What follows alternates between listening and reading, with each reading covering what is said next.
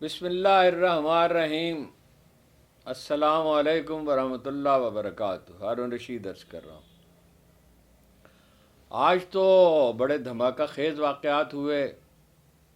आखिरकार election commission ने farm 45 load कर दिए अपनी वेबसाइट पे, लेकिन फिर उससे भी बड़ा वाक़या हुआ कि उन्हें विड्रा करना पड़े जब अवामी तनकीद का एक सैलाब उठा कि ये तो जाली हैं, और थे ही जाली बहुत सारे। उसकी कुछ मिसालें भी मैं आपको दूंगा।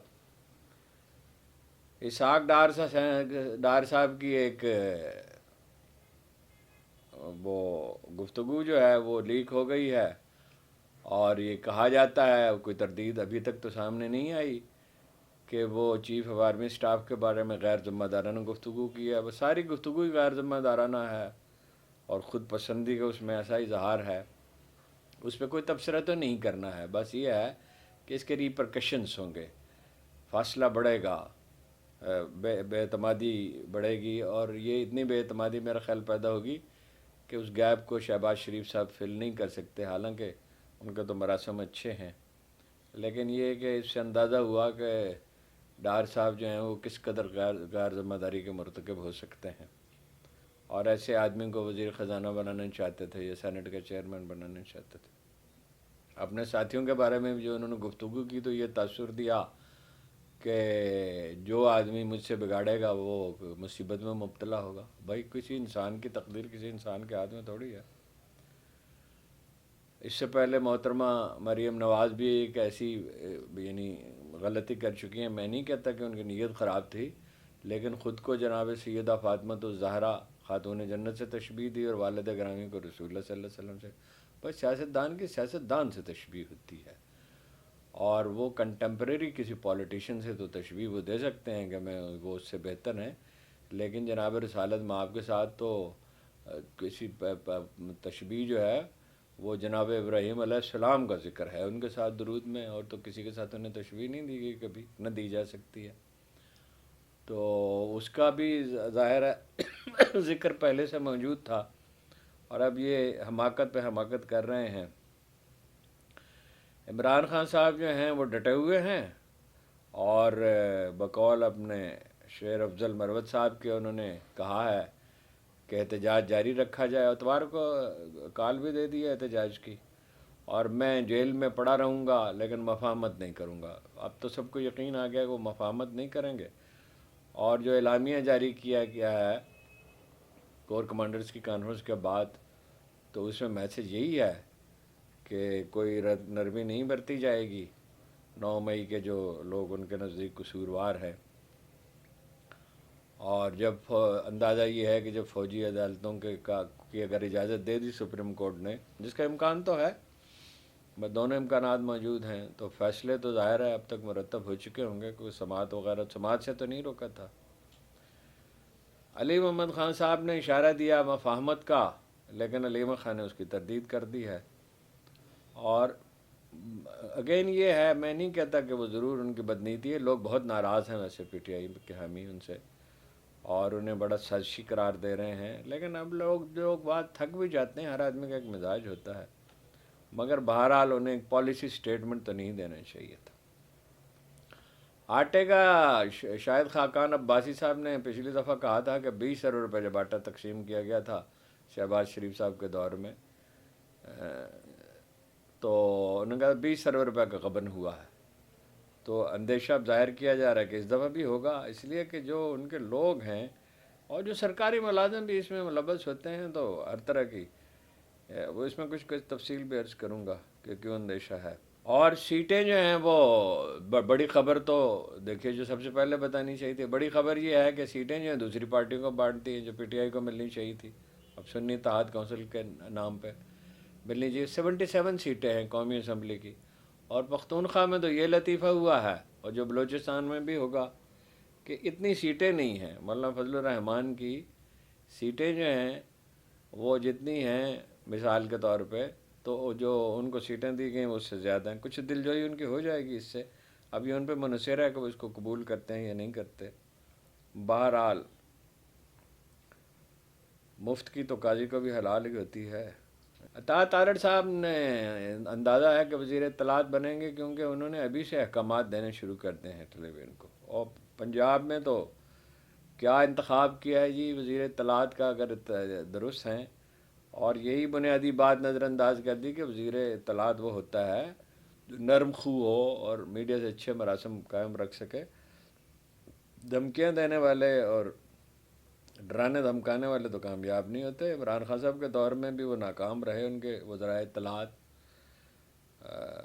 فواد صاحب، اس لیے کہ وہ روپ ڈالنے کی کوشش کرتے تھے. بعد میں اگرچہ ان کا رویہ کوئی بہتر ہو گیا تھا.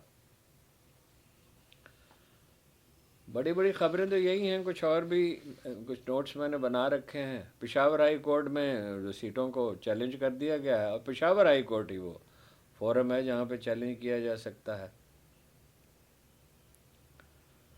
اور ایک شاندانہ گلزار نے بہت انکشاف کیا ہے ہولناک، اگر یہ درست ہے اللہ بہتر جانے، کہ محترمہ مریم نواز نے کہا کہ ضلع شاہ کی، ان کو کہتی ہیں کہ آڈیو ان کی موجود ہے کہ ضلع شاہ کی لاش پہ 3-4 دفعہ گاڑی گزاری جائے، 3-4 دفعہ گاڑی چڑھائیں. یہ لگے کہ پی ٹی آئی والوں کی وجہ سے حادثہ ہوا ہے، یعنی حادثے میں ہوا ہے، دانستہ نہیں ہوا. اگر اس وقت وہ احکامات دے رہی تھی تو یہ بڑی حیرت انگیز بات ہے. لیکن خیر، ان کے چچا وزیر اعظم تھے اور سپورٹ بھی حاصل تھی ہر طرح کی. 2 بینچ ٹوٹ گئے ہیں.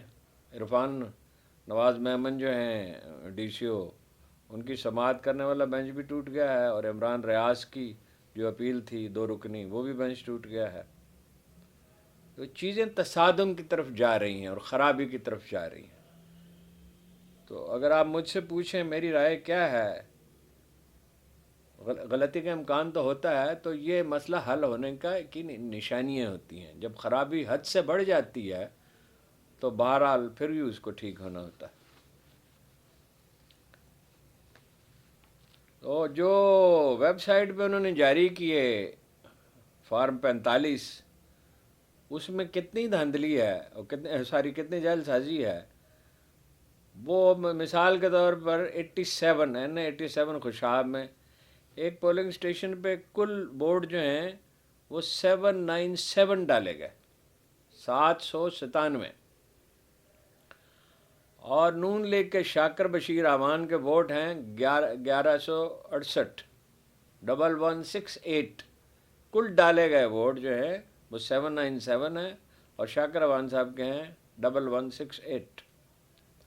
درجنوں مثالیں ہیں، 2-4 مثالیں دینے پہ میں اکتفا کروں گا. ملتان کے ایک پولنگ اسٹیشن پہ ووٹ ڈالے گئے 798، اور ان میں سے 400 مسترد کر دیے گئے، اور جیتنے والا جو امیدوار ہے وہ 104 ووٹوں سے جیتا ہے. اب اس سے زیادہ کیا جعل سازی. لیکن جعل سازی کی بہترین مثال یہ ہے، باقی بھی میں عرض کرتا ہوں، میاں محمد نواز شریف صاحب اور اون چودھری کو برابر کا پروٹوکول دیا گیا میاں نواز شریف کے. پتہ نہیں کیا خوبی ہے ان میں کہ ان کے ووٹ مثلاً اگر 11 ہیں، 110 ہیں مثلاً، تو ایک اور لگا دیا گیا، اس سے 1000 کا اضافہ ہو گیا. ہر جگہ ایک لگا دیا گیا ہے. یہ وہ مطلب اس کی تصویریں موجود ہیں، کچھ کوشش کریں گے آپ کو دکھا بھی دیں. اچھا، سیٹوں کی تقسیم کس طرح؟ حلیم عادل شیخ کے ہیں مد مقابل ایم کیو ایم کے امیدوار، وہ 7 کو 207 کر دیا گیا، اور صاف نظر بھی آتا ہے. اسی طرح محترمہ مریم نواز کا جو حلقہ ہے اس کے فارم لوڈ ہی نہیں کیے گئے، بعد میں تو خیر سارے وڈرا کر لیے گئے. میاں محمود الرشید کے مد مقابل خالد کھوکھر صاحب جو ہیں، ان کے ایک پولنگ اسٹیشن پہ 94 ووٹ تھے تو 594 ہو گئے. بس اب کتنی مثالیں اس کی دی جائیں، یہ کوئی بات تو واضح ہے، اس لیے انہوں نے وڈرا بھی کر لیا. جو سیٹوں کی جو تقسیم ہوئی ہے وہ بڑی دلچسپ ہے. جمعیت علماء اسلام کی 7 سیٹیں ہیں، یعنی ایم پی اے ہیں ان کے، اور انہیں 10 سیٹیں ملی. نون لیگ کی 5 امیدوار جیتے تھے تو انہیں 4.8، ظاہر 5 ہی ہوں گی، اب یہ میں اس پہ قانونی رائے نہیں دے سکتا. 6 پیپلز پارٹی کو مل گئیں، اور جن کی 91 سیٹیں ہیں انہیں 0 سیٹیں ملیں پی ٹی آئی کو. اول وہ پی ٹی آئی کے وجود کو ہی تسلیم نہیں کرتے. لانگ مارچ کا اشارہ بھی دیا ہے حماد اظہر صاحب نے. لانگ مارچ ممکن ہے. میرا خیال ہے بہت دشواری ہوگی. احتجاج کے لیے بھی بہت لوگ نہیں نکلتے ہیں. احتجاج کا امپیکٹ تو کریٹ ہو جاتا ہے. کسی جگہ کچھ زیادہ لوگ نکل آتے ہیں، پختونخوا میں، بلوچستان میں نکل، کراچی میں بھی کچھ نکل آئیں گے. تو کل 77 سیٹیں ہیں صوبائی اور قومی اسمبلی کی جو دے دی گئی ہیں. خیر، اس ملک میں یہ لوٹ مار کا عالم ہے اور امیر طبقے پر اتنا پیسہ خرچ ہوتا ہے. $17 بلین کی امارات ہر سال ملتی ہیں. اس کی مثال یہ ہے کہ 200 گولف کورس ہیں، اور اندازہ یہ ہے کہ ان کی مالیت زمین کے کم از کم 2000 ارب روپے ہوگی. اور یہ 2000 روپے تعلیم پہ خرچ کیے ہوتے، آئی ٹی پہ خرچ کیے ہوتے، تو ہماری فی کا آمدن بنگلہ دیش سے بہرحال زیادہ ہوتی، انڈیا شاید برابر ہوتی یا اس سے بھی زیادہ ہوتی. لیکن وہ تو ترجیح نہیں ہے نا.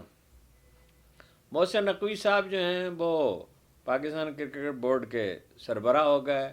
کس خوشی میں ہو گئے کچھ معلوم نہیں ہے.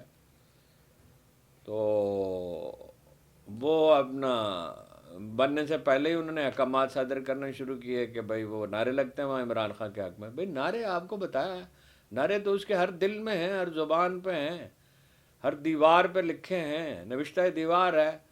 تو وہ اس کو چیلنج کر دیا گیا. اب دیکھیے عدالت کیا کرتی ہے. ڈسکا میں چند گھنٹے کے بعد چند گھنٹے کی تاخیر ہوئی تھی 2021 میں ضمنی الیکشن میں. اس کو تو غلط ذمہ دار تھے پی ٹی آئی کے لوگ، بے شک ذمہ دار تھے. تو چند گھنٹے کے بعد 60 افسروں کو اپنا معطل کر دیا گیا تھا. تو اب جو اتنے بڑے پیمانے پہ دھاندلی ہوئی ہے، اس کو الٹا یہ کہا جا رہا ہے کہ نہیں جناب، وہ تو الیکشن بالکل ٹھیک ہوئے ہیں. یہ کون دنیا میں کوئی ایک آدمی بھی مانتا ہے بالکل ٹھیک ہوئے ہیں؟ تنہائی میں تو نون لیگ والے بھی مانتے ہیں اور شرمندہ ہیں. سینٹ الیکشن کا اعلان ہو گیا ہے، 3 اپریل کو ہوں گے. اور یہ اس وقت جو سیٹیں تقسیم کی گئی ہیں مخالفین میں، اس میں ہدف یہ ہے پشاور ہائی کورٹ میں چیلنج کیا جا رہا ہے. تو پشاور ہائی کورٹ سے توقع ہے کہ جلد فیصلہ کرے تاکہ جو زیادتی ہوئی ہے اس کا تدارک ہو سکے. وہ بینچ میں نے آپ کو بتایا اپنا ڈی سی او کا، وہ ٹوٹ گیا ہے، اور یہ بھی بینچ ٹوٹ گیا ہے. اس کا مطلب یہ ہے کہ جج اپنے آپ کو متنازع نہیں بنانا چاہتے.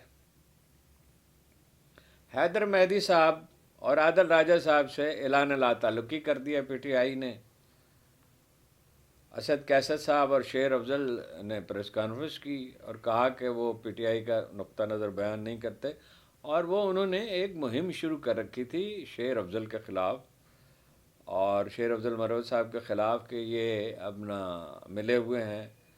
اور اس بات پہ تو ظاہر ہے کوئی یقین کرنے کے لیے تیار ہے. جو ملا ہوا آدمی ہوتا ہے اس کے یہ تیور تو نہیں ہوتے، وہ اپنے آپ کو خطرے میں تو نہیں ڈالتا. اور شیر افضل صاحب بھی ان پر اسی طرح کے الزامات عائد کر رہے تھے. تو جب آدمی اپنی یہ پاور انٹاکسیکیشن کی ایک طاقت کا نشہ ہے کہ بھئی آپ کے بہت پاپولر ہیں تو آپ دوسروں کو دبا سکتے ہیں. تو دونوں کا رویہ اس معاملے میں کوئی معقول نہیں تھا. آغاز کس نے کیا مجھے معلوم نہیں ہے. تو بہرحال یہ جو لوگ یعنی دھاندلی اور ظلم کے خلاف بات کر رہے ہیں انہیں یہ نقطہ ملحوظ رکھنا چاہیے کہ طاقت دلیل میں ہوتی ہے، سچائی میں ہوتی ہے.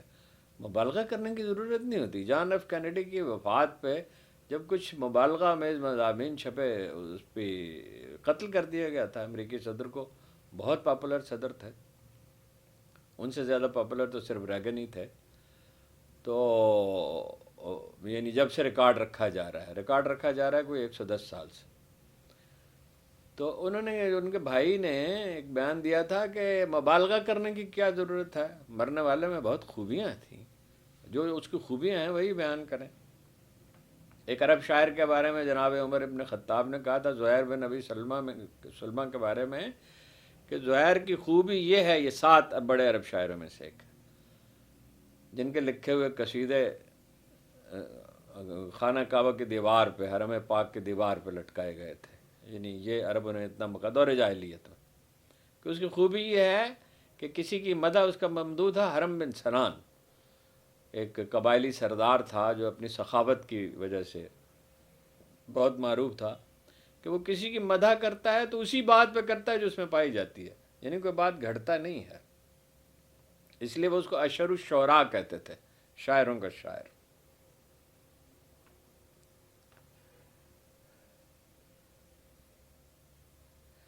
ایڈیشنل پروسیکیوٹر جنرل خرم نواز جو ہیں نائب کے، انہوں نے احتجاجاً استعفیٰ دے دیا ہے، اس لیے کہ وہ یہ سمجھتے ہیں کہ 9 مئی کے حوالے سے جو مقدمات بنائے جا رہے ہیں وہ درست نہیں ہیں۔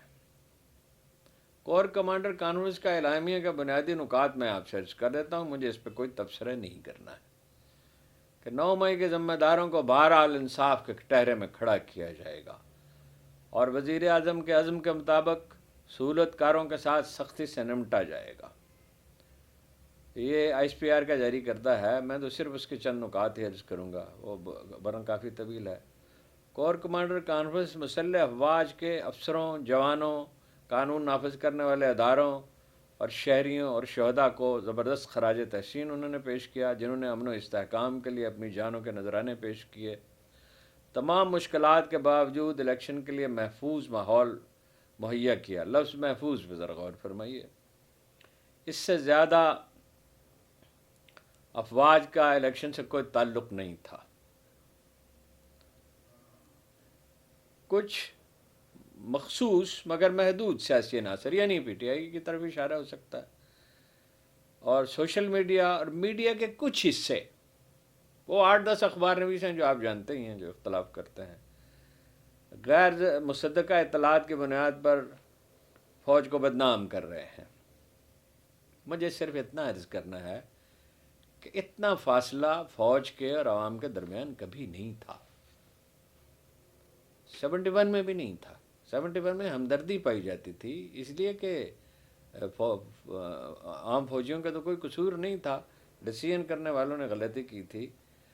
تو جتنا زیادہ فاصلے کو کم کرنا چاہیے، اس کو بڑھانا نہیں چاہیے، اور اس میں صرف ایک فریق کے ایک ہاتھ سے تالی نہیں بجتی، دوسروں کو بھی نرمی سے کام لینا پڑے گا، اگرچہ وہ خلا میں تو نہیں ہوتا، اس کے لیے کوئی فارمولہ بنانا پڑے گا، اور فارمولہ وہی ہے، سب اپنے دائرہ کار میں رہیں، وزیر اعظم بھی دائرہ کار میں رہے اور فیصلے کابینہ کے مشورے سے کرے، اور سول سروس بھی اپنے دائرہ کار میں رہے، یعنی قانون کی حدود میں اس کو پوری آزادی ہو، پولیس بھی دائرہ کار میں رہے، کوئی بھی دائرہ کار میں نہیں۔ اور جتنے تجربات مارشاء اللہ کے ہوئے ہیں، یا یہ کہ فوجی اثر و رسوخ سے فیصلے کرنے کا جو نتیجہ نکلا ہے وہ سب کے سامنے، اس کے بارے میں کوئی سرچ کرنے کی ضرورت تو نہیں ہے۔ اب اس کی مثال بالکل واضح ہے۔ دیکھیے، مجھے جنرل کیانی صاحب نے ایک دفعہ کہا کہ ذاتی ملاقات میں کہ ایبٹ آباد والے واقعے کے بعد، اسامہ بن لادن والے واقعے کے بعد فوج کی ریٹنگ بہت گر گئی ہے۔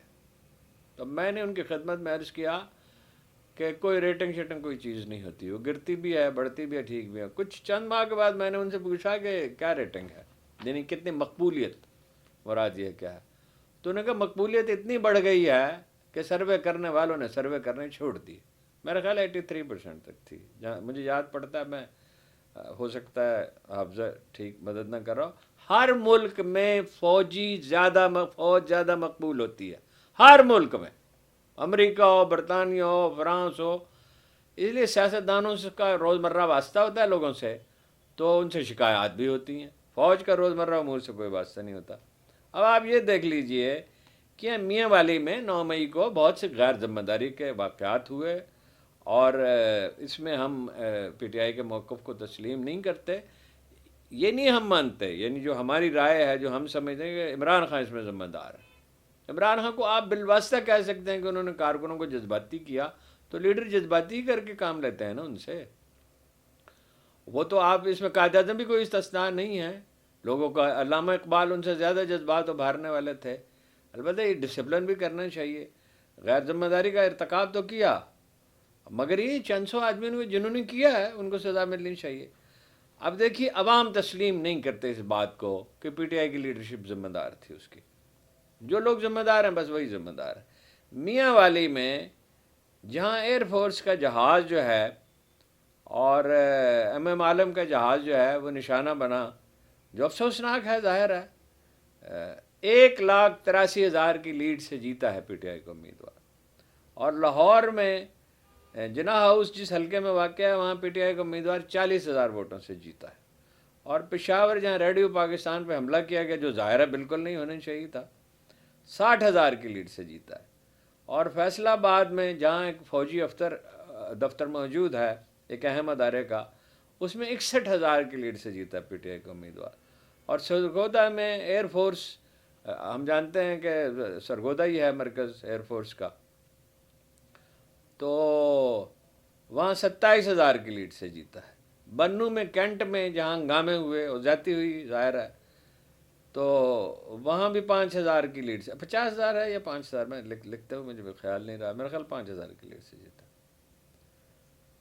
تو مردان میں کیپٹن شیر خان ان کا نام پورا تھا کرنل شیر خان کیپٹن عہدہ کیپٹن کا تھا مگر ان کا کرنل ان کے نام کا حصہ تھا. کیپٹن کرنل شیر خان جو ہیں وہ جہاں ان کا مجسمہ لگایا گیا تھا وہاں بھی بڑی لیڈ سے جیتا ہے. اور ثوابی میں جہاں ان کا گھر ہے مجھے ان کی خدمت میں ان کے والد گرامی کی خدمت میں حاضر ہونے کا موقع ملا تھا. بڑے باوقار آدمی تھے اور جنرل شیر خان تو خیر ایک قومی ہیرو ہے وہاں بھی بڑی لیڈ سے جیتا ہے. تو لوگ یہ تو تسلیم کرتے ہیں کہ بھائی فوج کے تنصیبات پہ یا دفاتر پہ یا گھروں پہ حملے نہیں ہونے چاہیے تھے. اور یہ بھی ظاہر ہے اصول کی بات ہے کہ جہاں کہیں کسی کی خطا ہے اس کو سزا ملے مگر اس کا تعین کیسے کیا جائے گا. تعین تو یہ ہے کہ بھائی جو قصوروار ہے اور گواہ جو ہے وہ بنائے نہ جائیں. گواہ بنائے گئے تھے نا بھٹو کے خلاف تو عدالتیں اب اس کو تسلیم نہیں کرتی ہیں. بنائے ہوئے گواہ اور ہوتے ہیں اور اصلی گواہ اور ہوتے ہیں. بات تو سادہ سی ہے انصاف پہ چل سکتا ہے نظام نا انصافی پہ نہیں چل سکتا. تصادم کی طرف ملک بڑھ رہا ہے. دعا کرنی چاہیے کوشش بھی کرنی چاہیے کہ تحمل کے ساتھ معاملات کو دیکھا جائے. اس کے لیے سبھی فریقوں کو نرمی اختیار کرنی پڑے گی اور جس نے کوئی زیادتی کی ہے اس کی تلافی کرنی ہوگی انڈو کرنا ہوگا اس کے سوا نہیں ہو سکتا. بس میں سفر میں ہوں اور اتفاق سے صحت بھی بہت اچھی نہیں ہے تکان ہے یعنی ویسے الحمدللہ کوئی بیماری تو نہیں ہے تو یہی آپ سے عرض کرنا تھا. تو باقی انشاءاللہ کل آپ کا بہت بہت شکریہ.